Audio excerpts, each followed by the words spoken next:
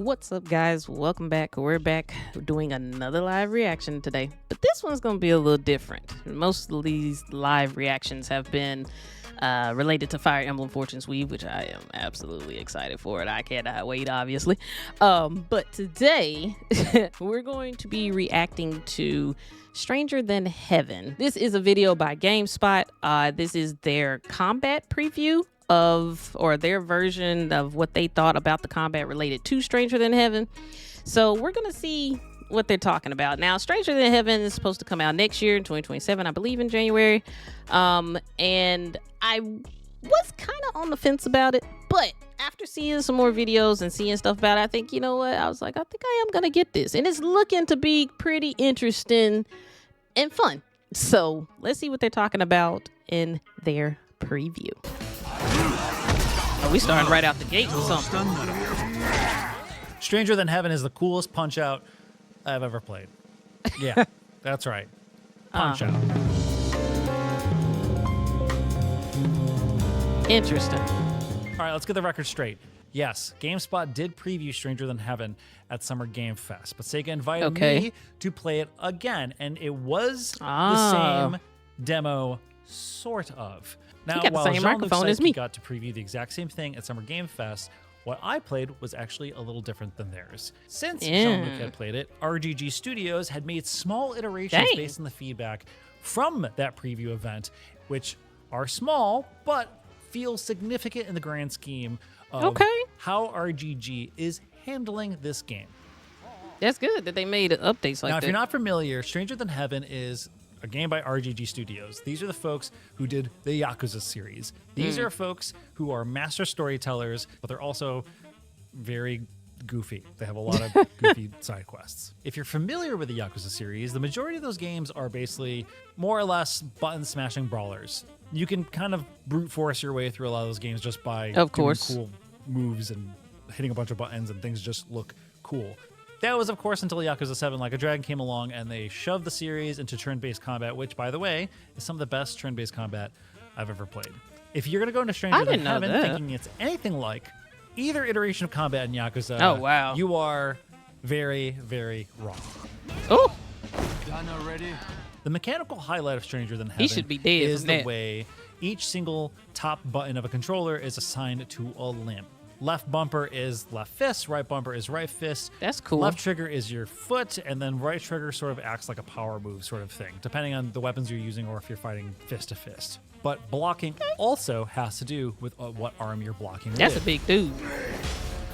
Oh, that's cool. By holding the B button, that you can hold the left bumper to block with your left arm and the right bumper to block with your right arm. And then if you hold both together, you block with both your arms. This unlocked a part of my brain that led to a significant amount of combinations and possibilities of how you can interact with a fight. And unlike Yakuza, you're not going to be flipping around and doing cartwheels and picking up bicycles and all of that jazz. The combat in Stranger Than Heaven is incredibly deliberate. It requires patience. It requires being methodical. Now, I would go into the story stuff. However, they didn't really show us any of it, which I actually think is kind of a relief for RGG Studios. For I don't need to see story yet. I previewed Like a Dragon Ishin many moons ago. Not yet. And from that experience, I played the game for probably about 30 minutes, and I want to say 15 minutes of it was a cutscene. So by the time I actually got into the world, I only had a few minutes to really get a grasp of that combat before trying to see as much of that game as possible. It was not really the most conducive experience to be able to sort of get the full scope of Ishin. So in a way, I'm very glad that this time around RGG is putting the combat forward because, frankly, I trust you, RGG. You can definitely tell the difference between stories. You know how to direct the them. Yakuza and every single game you've made. Sure. I am compelled by every single cutscene that happens. You don't need to sell me on that. I'm good. God. Oh, I mentioned Stranger Than Heaven's combat is like Punch-Out, and I really do mean that sincerely. When I first got hands-on with this, I had to rewire my brain almost entirely when it came to combat. Stuff like dodging. Dodging in this game is not meant to give you space. It's meant to sidestep back and forth. Blocking requires you to really watch the body language of your opponents. what side are they attacking you with? You will benefit from blocking on that exact side, and if you do it the right time, you can do like a sweet counterattack and everything slows down, that whole sort of cool thing. You can get in there and Why you jump on him like that? But similar to Punch-Out, where you have your left arm and your right arm, you have very simple just dodges to get out of the way and a block. It got to a point where once I started looking at every single enemy as though they were like Soda Popinski. In fact, one dude in the demo straight up looked exactly like Soda Popinski. My conspiracy theory is that RGG was like, yo, what if we did What the world, bro? Yakuza, but Punch-Out? Just saying. Once I started looking at every single one of them as an individual boxer in Punch-Out, my brain started to unlock in a lot of ways. So when facing off with an opponent, I was able to very strategically look, they're going to come this way, I'm going to block with my right fist, I'm going to attack with my left. And it gets deeper and deeper and deeper than that, because then you start to recognize stances of other opponents. You start to realize that you can break their blocking by kicking them. You can do running attacks with a charged punch, which then if you lead up with a certain left, with a left fist, it just gets, it's just cool. Even when facing off one of the toughest enemies in that demo, which took me several times, if you get knocked down, he raises his arms up to attack you with a sword, and it kind of reminds me of like when King Hippo and Punch-Out and his pants fall down, and like that's the cue to like. Now, I want to go back to the whole iteration thing. Though. That's because cool. even if you look at the levels we played, while we did fight the same enemies and variation of enemies in the exact same order, the environments are different. At the Summer Game Fest one, the environments were actually more narrow, when in the one I played, they were a little bit wider and allowed me to have a little bit more space to maneuver and move around. That's crazy that they changed that in a couple of months. Like stylistic ones. 1 like, month, for really. example, the samurai guy, or which 2 was months. the hardest fight out of the demo. When I fought them, it was like a rainy night They market. changed that in 2 months. But there's also gameplay iterations Wow. too, like blocking, for example. At SGF, if you held down B, it automatically put the player into blocking with both arms at once, and then you'd have to press RB and LB to then signify what one you wanted to do. Ooh. RGG noticed that players just naturally thought that's how you block, so they kept blocking with both of their fists, which broke their stance quicker. Instead, now you just hold B. Bro, this and dude your should be character does dead. All nothing this stabbing. until you press LB and RB.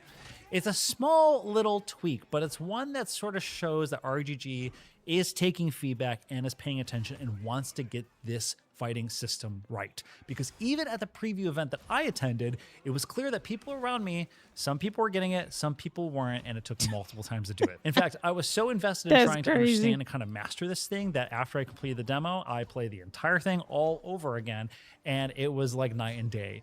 After actually understanding how it worked, after actually understanding how you as a character interacted with these enemies.